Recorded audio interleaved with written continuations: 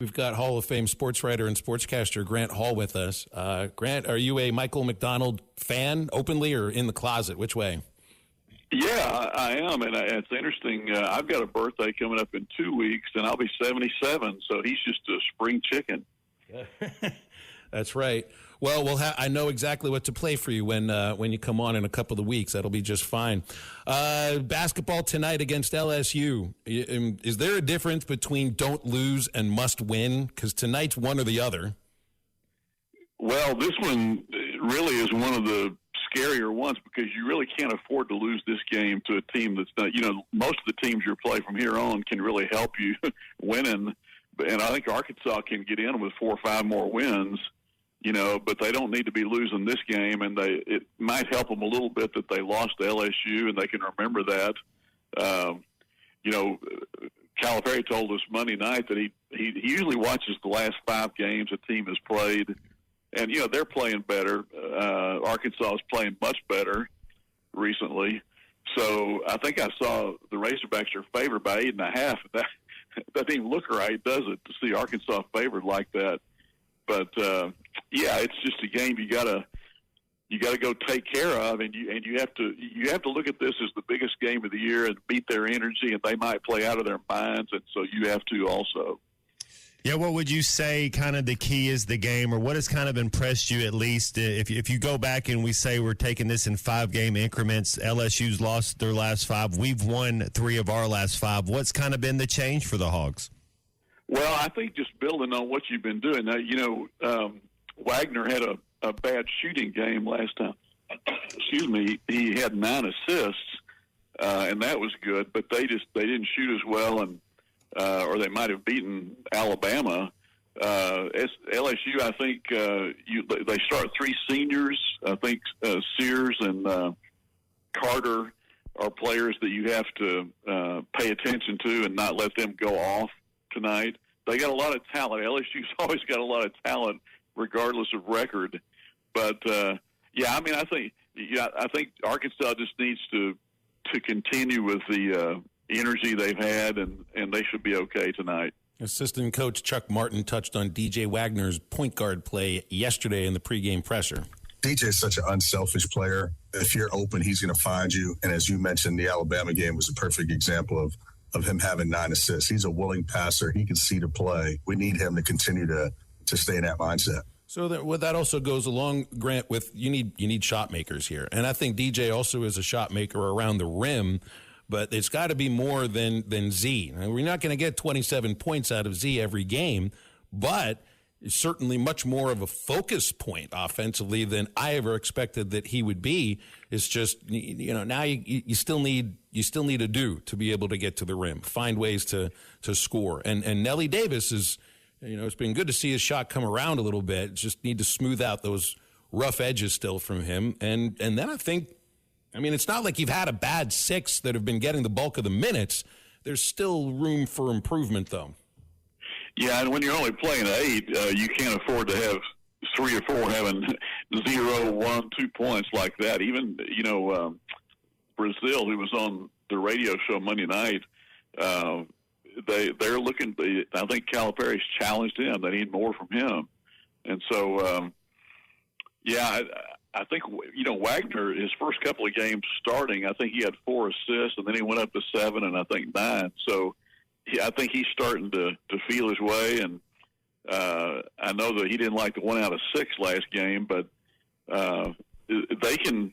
I tell you, no one. I asked this question the other night about Fland, and I don't think they know if he can come back later in the season at all. I don't think they know what the situation is. But that, if you could hang on and then maybe get him back for postseason, that'd be pretty cool.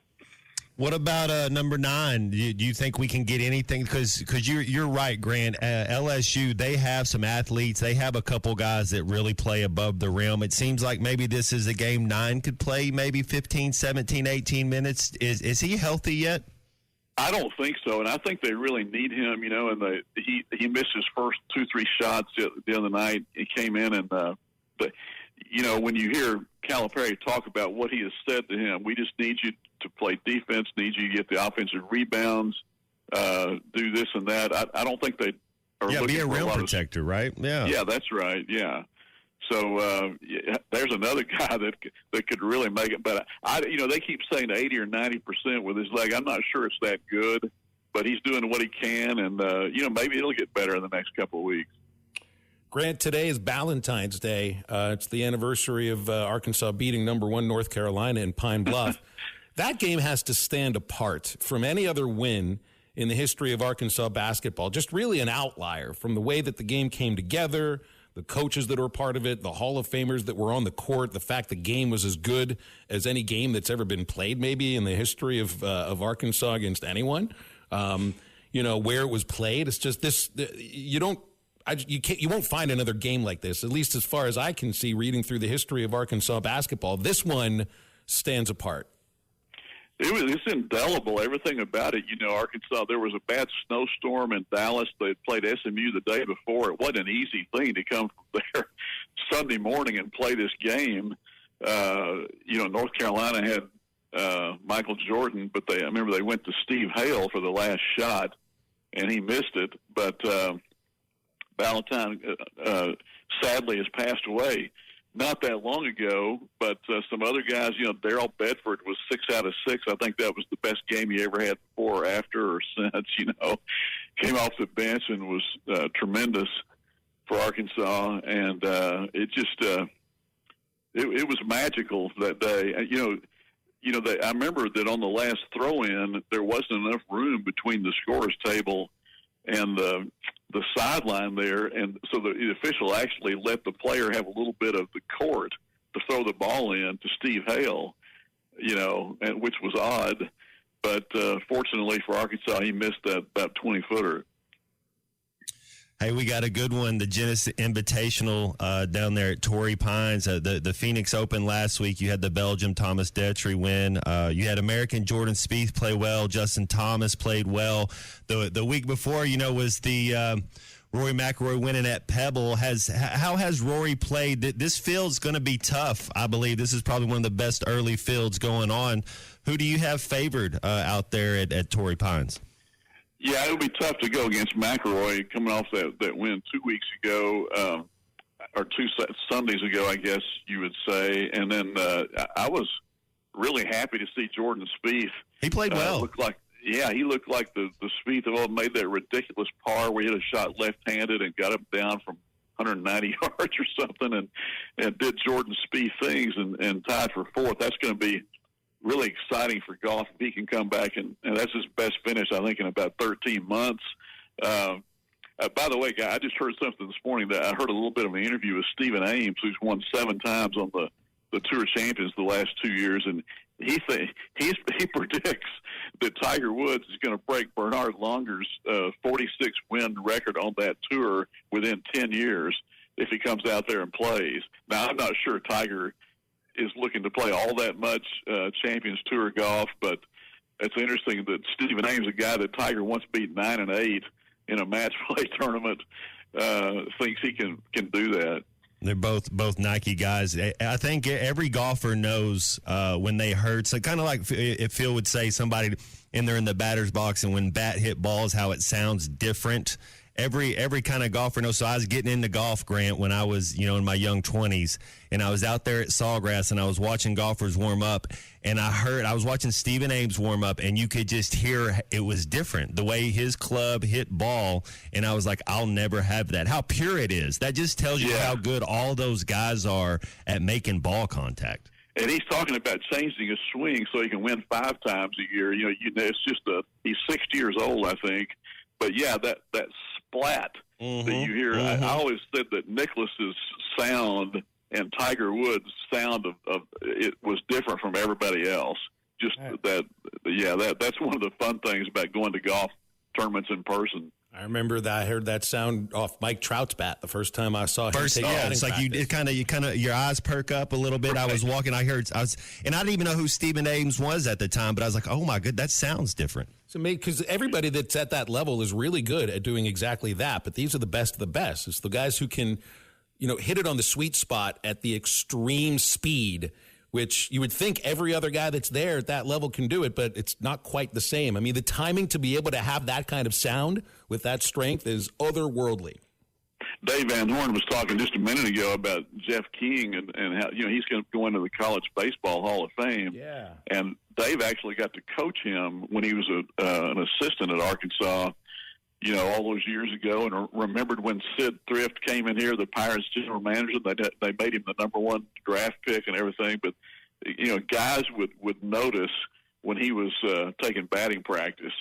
And by the way, it looks like they're going to make an announcement at 1:30 this afternoon. I think what's going to happen is they'll play Friday, and then 2 on Saturday, and then Monday, because I think Sunday the projected high is 29 degrees. Yeah, it looks like it'd be great for maybe turn Baum Walker into a curling arena for Sunday potentially. Yeah, you mentioned a name that brings me back and makes me really nostalgic, because I mean, Jeff King was my favorite Pirate. It's funny when you pick your favorite player, and King was a good major leaguer, but he played on the Pirates with Bonds and Bonilla and Drabick and Van Slyke, but he was the guy that I chose.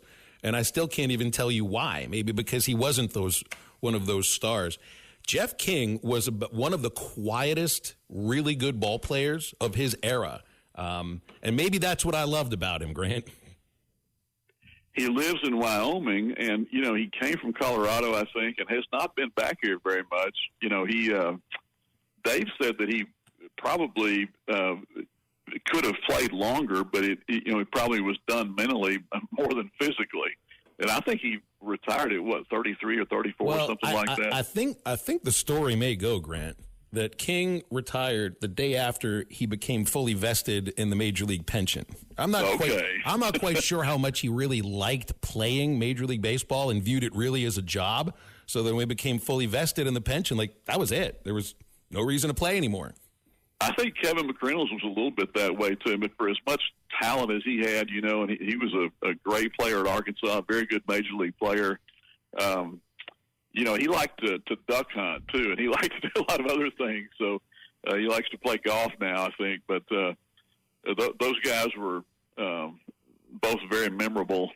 And this team's going to be good, guys. He gave us the starting rotation for you probably know all this, Phil, but looking forward to seeing Gackle, who's only had one bad outing, and that was last week, and he didn't like it. He got hit around a little bit, and I kind of took it out on this week, I think. But he'll be there, and Vital Shees, I guess, will start on the fourth game.